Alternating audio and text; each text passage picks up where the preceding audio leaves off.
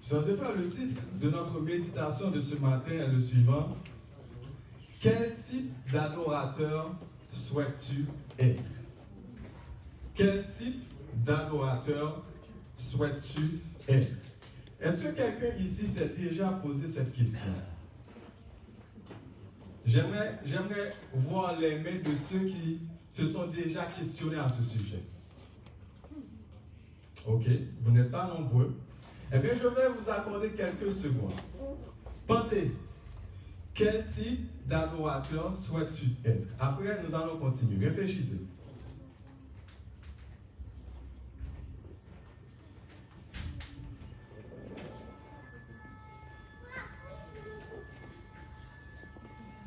Ok?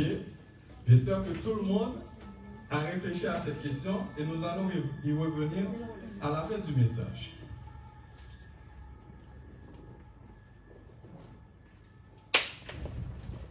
Dans le livre de la Genèse, il nous est présenté un Dieu créateur. Un Dieu qui a créé les cieux et la terre en 6 jours, y compris l'homme et la femme, et s'est reposé le 7e jour. Dans Genèse chapitre 2, les versets 2 et 3, nous lisons Dieu acheva, nous lisons ensemble, chers amis, Dieu acheva au 7e jour son œuvre qu'il avait faite, et il se reposa au 7e jour de toute son œuvre qu'il avait faite. Verset 3. Dieu bénit le 7e jour et il le sanctifia, parce qu'en ce jour il se reposa de toute son œuvre qu'il avait créée en la faisant.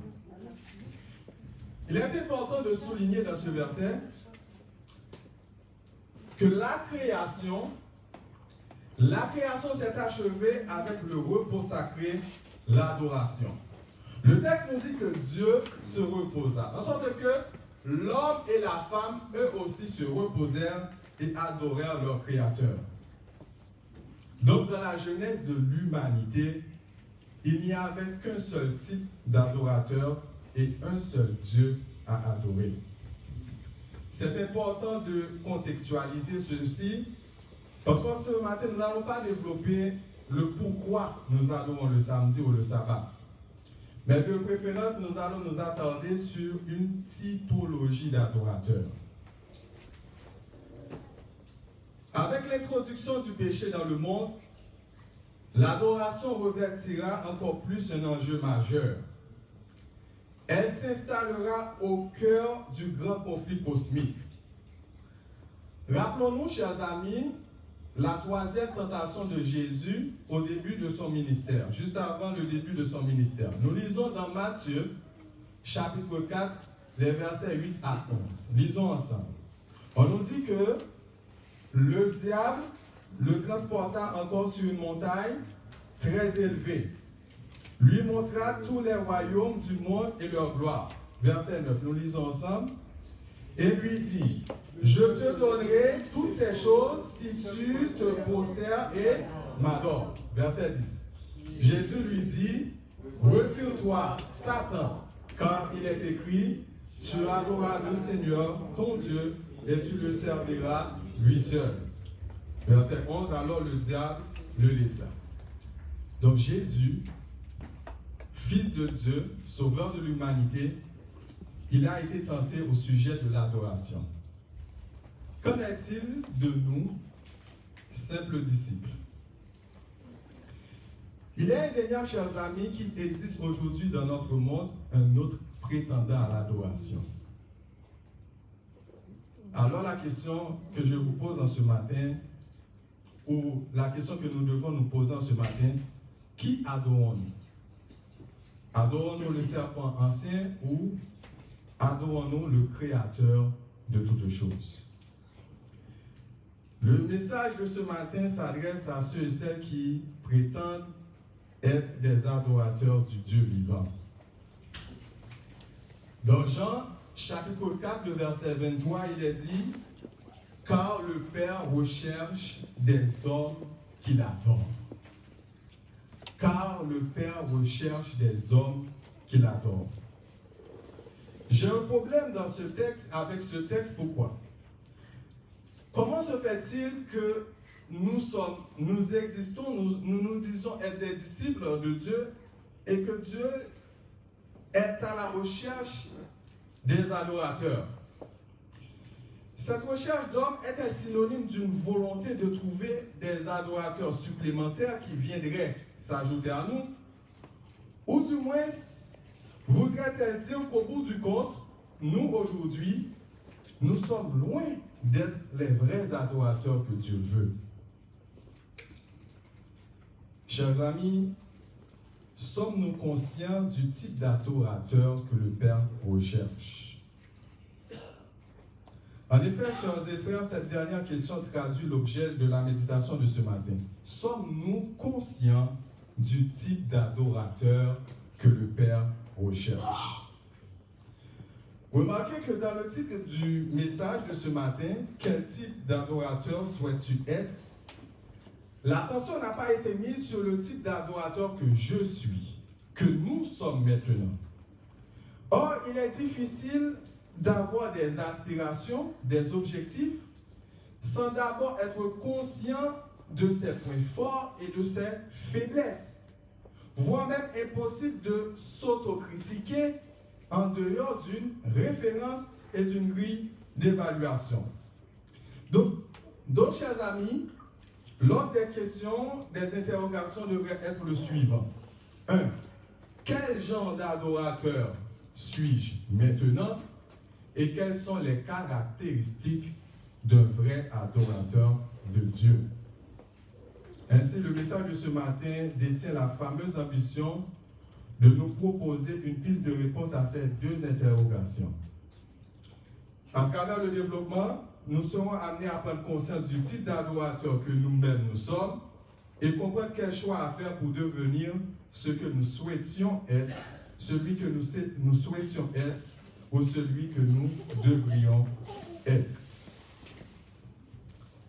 Selon Larousse, un adorateur est une personne qui rend un culte à une divinité. Jésus, lorsqu'il était encore sur la terre, il a procédé à une distinction des types d'adorateurs. Donc je vous invite à lire avec moi dans Luc chapitre 18 et les versets 10 à 14. C'est le texte de méditation et nous allons identifier les types d'adorateurs que Jésus a pu installer. Lisons dans Luc chapitre 18 les versets 10 à 14. Lisons ensemble. Que tout le monde puisse lire avec moi. Deux hommes, l'un était pharisien et l'autre, verset 11. Le pharisien debout priait ainsi en lui-même.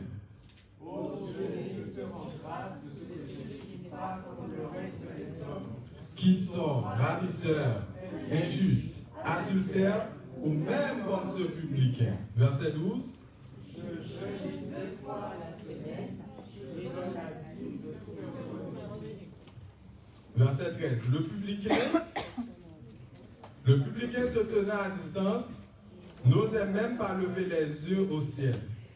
Ah, le slide suivant, ok.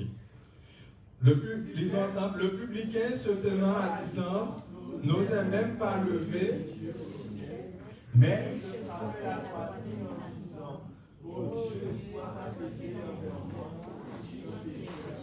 verset 14, je vous le dis, celui-ci descendit dans sa maison justifié plutôt que l'autre. Car quiconque s'élève sera abaissé et celui qui s'abaisse sera élevé. Chers amis, dans cette parabole, quels sont les types d'adorateurs que Jésus a identifiés, selon vous? Je vous écoute. Quels sont les types d'adorateurs que Jésus a identifiés ici?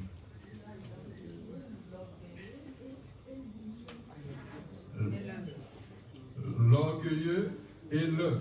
Très bien. Donc, c'est une dualité d'adorateurs selon Jésus. Au verset 10, Jésus précise, 2 hommes montèrent au temple pour prier. Il n'a pas dit 3, il n'a pas dit 4, mais 2 hommes. Gardons à l'esprit que l'auditoire de Jésus à cette époque était constitué en partie de juifs, ou du moins une grande partie de juifs. Le peuple choisi, le peuple béni par Dieu. Ils étaient censés être dans leur globalité de vrais adorateurs de Dieu. Cependant, était-ce le cas? Non. Qui sont ces deux adorateurs? Le texte nous rapporte que l'un était pharisien et l'autre publicain. Donc ici, il y a deux points à souligner. Premièrement, Jésus, dans sa catégorisation, il n'a pas distingué le païen, le gentil du juif. Mais il a pris comme échantillon deux juifs. Ceci m'a poussé à me questionner. Autrement dit, si Jésus était au milieu de nous, dans cette assemblée en ce matin, en énonçant cette parabole, il aurait choisi deux chrétiens, deux adventistes du 7e jour. Cette image est très forte, chers amis, dans la mesure où pour Jésus, il n'y a aucune différence entre l'idolâtre, le païen, le violeur, le menteur, le meurtrier et le prétendu chrétien, le faux adorateur. Cette image est encore plus forte, chers amis, lorsque je l'interprète de cette manière. Jésus a considéré que les deux types d'adorateurs existants dans le monde entier, soit des juifs, peuple choisi par Dieu. Cela veut dire pour ma part que Dieu a préalablement choisi tout homme, toute femme, tout être humain sans distinction pour qu'ils soient tous de vrais adorateurs. Donc ce texte que j'ai évoqué en ce matin au début de la méditation prend tout son sens, car le Père recherche des hommes qui l'adorent. Donc, le Père recherche des hommes sans distinction d'âge, d'origine sociale, de couleur de peau. J'ai également compris le sens de ce verset que nous émontons, Jean 3, verset 16, car Dieu a tant aimé le monde qu'il a donné son Fils unique afin que quiconque croit en lui ne périsse point, mais qu'il ait la vie éternelle. Verset 17, Dieu en effet n'a pas envoyé son Fils dans le monde pour qu'il juge le monde, mais pour que le monde soit sauvé par lui. Amen. Amen. Église de Longchamp, si Dieu a choisi tout être humain pour qu'il soit de vrais adorateurs, pourquoi établit-il quand bien même une différence? Ceci est en lien à notre libre arbitre. Ceci est en lien au choix que nous faisons. Le deuxième point à souligner dans ce verset, dans le verset 10, ce deuxième point est en lien au statut des deux catégories d'adorateurs. D'abord, nous pouvons citer le pharisien. Aujourd'hui, avec un peu de recul, nous avons tendance à nous accentuer uniquement sur la définition péjorative du pharisien. D'ailleurs, dans les évangiles, nous voyons qu'il est qualifié de race de vipères, d'hypocrite. Toutefois, sans bavure, le pharisien était le nom porté par ce groupe de juifs dont l'existence est antérieure à l'ère chrétienne, qui se conformaient à une observance stricte et rigoureuse de la loi de Dieu et développaient le plus possible la tradition orale. Donc c'est quelqu'un qui enseignait. Il était le gardien d'Israël contre leur errance et leur tendance vers le paganisme. C'était un homme très respecté et c'était un homme pieux. De l'autre côté, nous avons le publicain. Le publicain, lui, il était pour sa part un collecteur subalterne juif. Il était au service de l'occupant romain. Il était un homme très détesté et considéré comme un pécheur. Par conséquent, lorsque nous considérons ces deux tableaux, on pourrait conclure rapidement, mieux vaut être un pharisien qu'un publicain. Le pharisien, semble-t-il, est plus près de Dieu, plus près de sa volonté, que le traître publicain. Mais est-ce que Jésus, lui, il s'est basé sur le statut de ces hommes pour établir la différence? Mais non. Maintenant, voyons voir les caractéristiques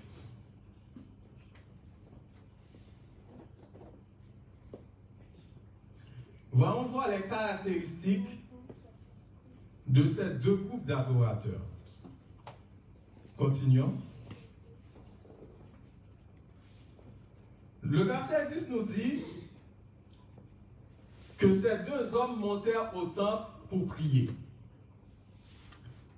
De ce fait, la caractéristique commune à ces deux groupes d'adorateurs, c'est qu'ils ont tous les deux entendu parler de Dieu. Donc, ceci est important pour nous, chers frères et sœurs, nous chrétiens du temps de la fin. Nous connaissons tous ce verset qui, dans Matthieu 24, verset 14, qui dit « Cette bonne nouvelle du royaume sera prêchée dans le monde entier pour servir de témoignage à toutes les nations, alors viendra la fin. » Donc si nous voulons que Jésus revienne, commençons par prêcher. Donc la caractéristique commune à ces deux groupes, c'est qu'ils ont entendu parler de Dieu. Maintenant, considérons la prière du pharisien. Quelles sont les caractéristiques de l'adorateur pharisien? Le verset 11 nous dit, le pharisien debout priait ainsi en lui-même. « Ô Dieu, je te rends grâce de ce que je ne suis pas comme le reste des hommes qui sont ravisseurs, injustes, adultères ou même comme ce publicain. » Le verset 12 nous dit que je jeûne 2 fois la semaine, je donne la dîme de tous mes revenus. Que se passe-t-il ici? Remarquez, chers amis, que le pharisien, il a son propre classement. Comparativement à Jésus, lui, il distingue 3 catégories d'adorateurs. Pour le pharisien, premièrement, il y a lui, le saint. Ensuite, il y a le reste des hommes. Mais il divise le reste des hommes en 2 catégories. D'un côté, il y a les transgresseurs notoires de la loi de Dieu, à savoir les injustes, les adultères, et j'ajoute ceux qui ne viennent pas forcément à l'église, ceux qui ne sont pas chrétiens. Et de l'autre côté, il y a les publicains qui sont des juifs comme lui, mais eux, ils sont des chrétiens apparents, ils sont de faux adventistes, de faux chrétiens, et qui sont selon lui très très loin de Dieu, très très loin de faire ce que Dieu recommande.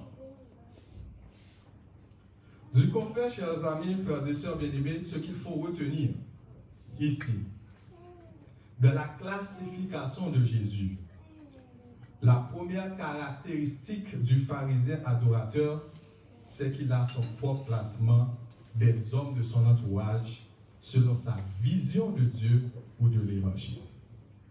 La première caractéristique à retenir, c'est que le pharisien adorateur a son propre classement des hommes de son entourage selon sa vision de Dieu ou de l'évangile.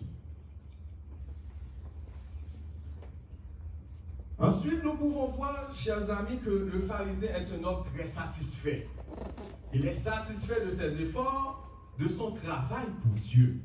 Je jeûne 2 fois la semaine, je donne la dîme de tous mes revenus, c'est ce qu'il a dit.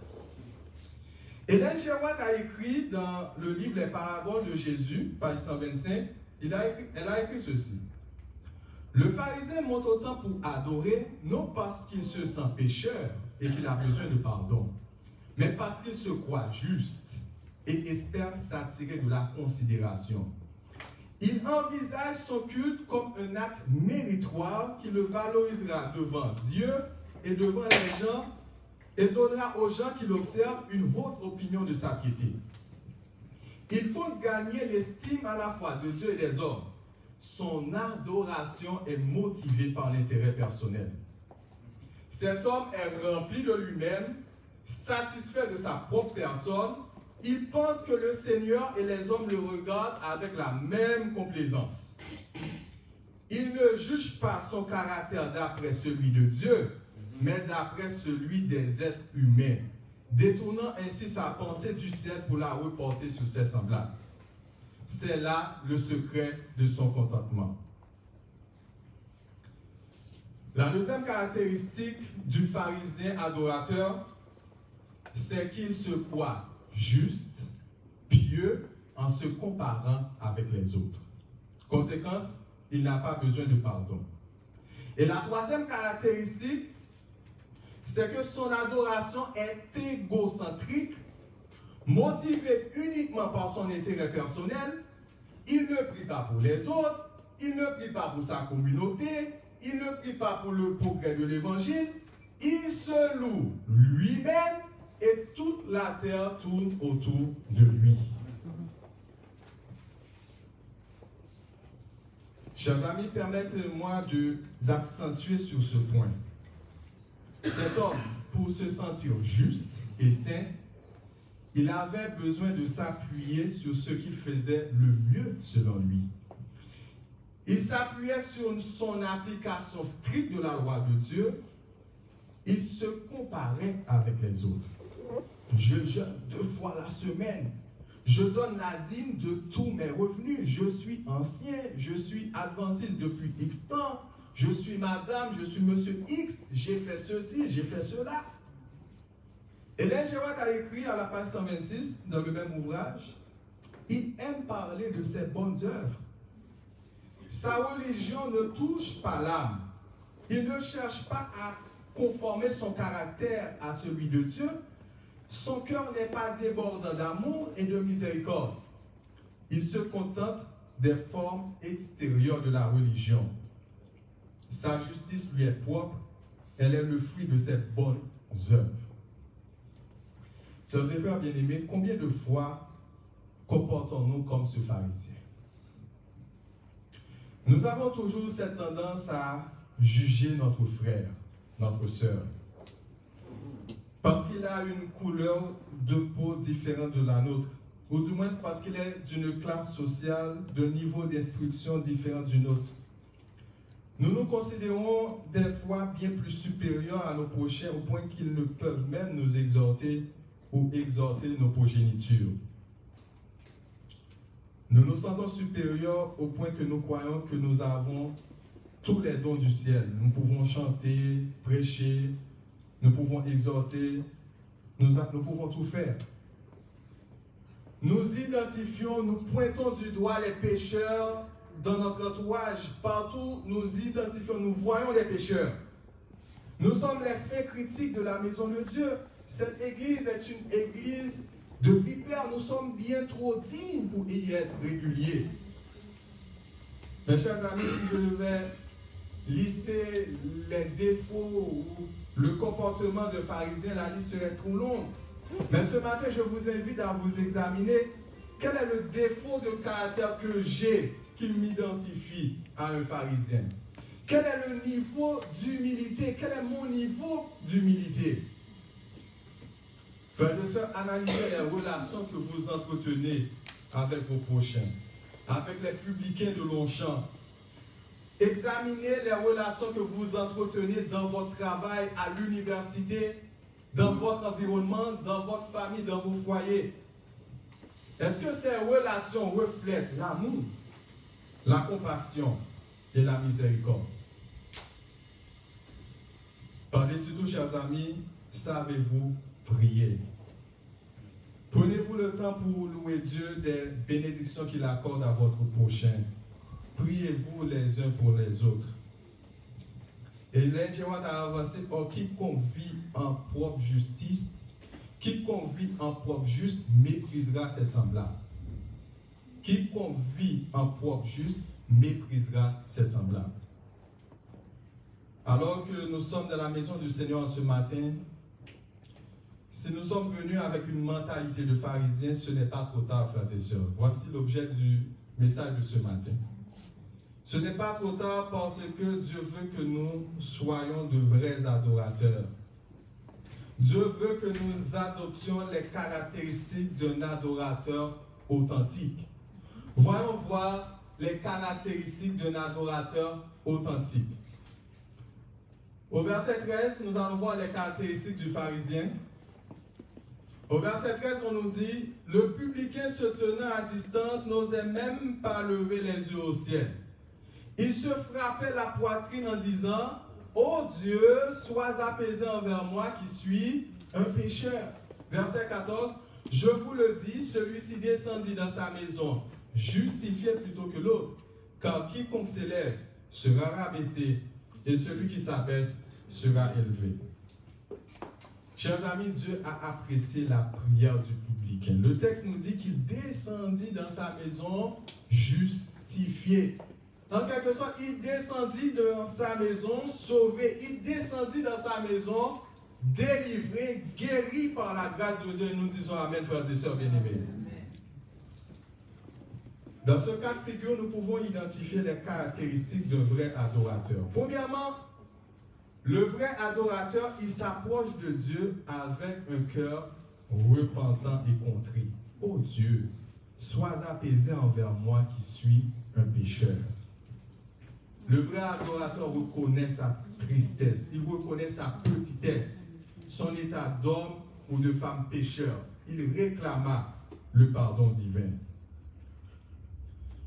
Deuxièmement, le vrai adorateur a une démarche d'humilité. Il est une personne humble. Il n'ose pas se comparer aux autres, sinon qu'à la sainteté de Dieu et l'amour rédempteur incommensurable de Jésus-Christ. Comparativement aux pharisiens qui se tenaient debout devant tous, le publicain, quant à lui, se tenait à distance et n'osait même pas lever les yeux au ciel. Ainsi, comme troisième caractéristique, le vrai adorateur, c'est quelqu'un qui craint le Seigneur. Il l'admire.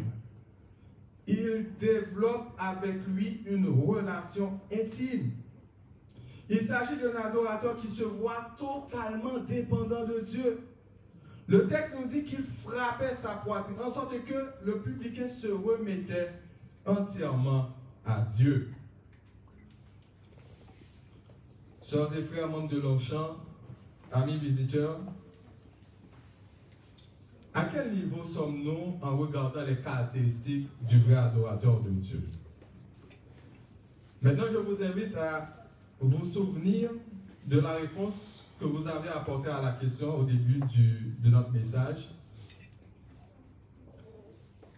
Êtes-vous très près ou loin du compte? Dans Michée, nous lisons ceci dans Michée, chapitre 6, et les versets 6 à 8. Nous lisons ceci. Lisons ensemble. Avec quoi me présenterai-je devant l'Éternel pour m'humilier devant le Dieu très haut? Me présenterai-je avec des holocaustes, avec des veaux d'un an? Verset 8. Lisons ensemble. On t'a fait connaître aux hommes ce qui est bien. Et ce que l'Éternel demande de toi, c'est que tu et que tu marches humblement avec Dieu. On t'a fait connaître aux hommes ce qui est bien. Et ce que l'Éternel demande de toi, c'est que tu pratiques la justice, tu aimes la miséricorde et tu marches humblement avec ton Dieu. Le passage suivant, c'est dans Jacques, chapitre 5, les versets 13 à 16. Nous lisons ceci. Verset 13. Quelqu'un parmi vous est-il dans la souffrance? Qu'il prie. Quelqu'un est-il dans la joie? Qu'il chante des cantiques. Verset 14. Quelqu'un parmi vous est-il malade? Qu'il appelle les anciens de l'Église. Et que les anciens prient pour lui en loignant d'huile au nom du Seigneur. La prière de la foi sauvera le malade et le Seigneur le relèvera. Et s'il a commis des péchés, il lui sera pardonné. Verset 16. Confessez-vous donc vos péchés les uns aux autres. À qui devons-nous confesser nos péchés? Pas uniquement à Dieu, les uns aux autres. Continuons. Et priez les uns pour les autres afin que vous soyez guéris. La prière fervente du juste a une grande efficace. Ellen G. White, en commentant l'attitude du publicain, nous met en garde contre la fausse pour l'apparente humilité. Elle écrit, nul ne peut par lui-même prendre conscience de ses erreurs. Le cœur est tortueux par-dessus tout et il est méchant. Les lèvres peuvent exprimer une misère spirituelle que le cœur n'est pas disposé à avouer. Tout en disant à Dieu que nous sommes de pauvres pécheurs, nous pouvons nous enorgueillir de notre humilité et exalter notre justice. Seule la contemplation du Christ nous permettra de nous voir tels que nous sommes. Nul ne peut se dépouiller du moi si ce n'est par Jésus-Christ. Sœurs et frères, amis visiteurs, je termine la méditation de ce matin avec cette question. Quel type d'adorateur souhaites-tu être? Souhaites-tu être un adorateur pharisien ou un adorateur publicain? Qui que nous soyons, qui que nous sommes en quelque sorte un adorateur. Soit nous sommes pharisiens, soit nous sommes publicains. Mais la parole de Dieu nous dit que Dieu continue et ne cesse de chercher de vrais adorateurs. Dans Jean chapitre 4, verset 23-24, il est dit, « Mais l'heure vient et elle est déjà venue où les vrais adorateurs adoreront le Père en esprit et en vérité, car ce sont là les adorateurs que le Père demande. » Dieu est en esprit et il faut que ceux qui l'adorent en esprit et en vérité. Chers amis, approchons-nous donc devant Dieu avec un cœur repentant, avec humilité et crainte, qui sont là les trois caractéristiques principales du publicain adorateur. Et comme l'a écrit Michel, pratiquons la justice, aimons la miséricorde. Comme l'a dit Jacques, confessons-nous nos péchés les uns aux autres et prions les uns pour les autres. Que le Seigneur, par son esprit, puisse transformer notre caractère. Bannir en nous tout esprit de comparaison, tout esprit d'orgueil, d'accusateur des frères, d'égoïsme et d'égocentrisme. Que l'on chante aujourd'hui soit une église d'adorateurs authentiques et qu'à l'avènement de Jésus, nous soyons tous du nombre de ceux qui chanteront le cantique de l'agneau et de Moïse. Qu'il en soit ainsi et que le Seigneur vous bénisse. Amen.